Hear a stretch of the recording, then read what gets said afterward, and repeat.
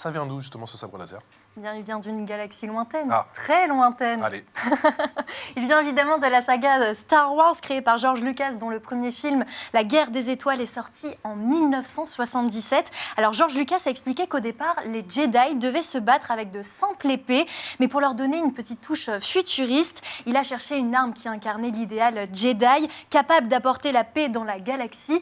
Il voulait une arme avec un son qui dégage beaucoup d'énergie, comme le son d'un aspirateur. Mais je pense qu'on n'a pas les mêmes aspirateurs. Oui, il n'avait pas du tout le même aspirateur. Oui. Le mec avait déjà un Dyson à l'époque. Apprendre à manier le sabre laser, c'est donc possible. Alors déjà, il faut savoir que tous les acteurs et actrices de Star Wars s'entraînent dans une école avant les tournages. C'est l'actrice Moses Ingram qui joue dans la série Obi-Wan Kenobi, qui a révélé dans l'émission américaine Jimmy Kimmel qu'avant les tournages, elle avait une formation qui consiste à s'entraîner au sabre laser. Mais oui, manier le sabre laser, c'est possible et pour tout le monde. Après le succès de la saga, de nombreuses écoles ont vu le jour aux États-Unis, en Angleterre, mais aussi en Belgique. Et la première école de sabre laser arrive en France en 2015. Alors, il faut savoir que cette discipline fait partie de la Fédération française d'escrime. Donc, elle est très, très prise au sérieux. Et il existe plus de 130 clubs de sabre laser en France. Il y a plusieurs manières de manier le sabre. Alors, le sabre laser, c'est une arme contondante composée d'une poignée en aluminium et d'une lame en polycarbonate, donc une matière plastique, illuminée de la poignée jusqu'à l'extrémité de l'embout grâce à une LED. Mais oui, il existe plusieurs disciplines.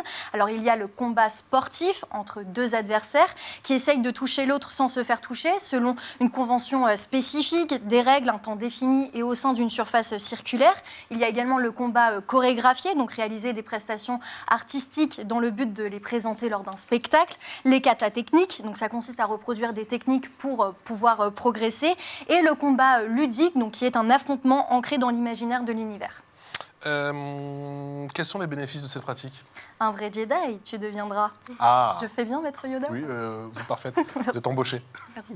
Non, sans blague. Donc, ça là, va vous permettre d'avoir une meilleure condition physique, d'avoir une meilleure coordination de votre corps, de savoir maîtriser votre corps, mais aussi vos gestes, d'avoir du respect envers son adversaire. Donc, le sabre laser, c'est une pratique très ludique, mais aussi très, très sportive.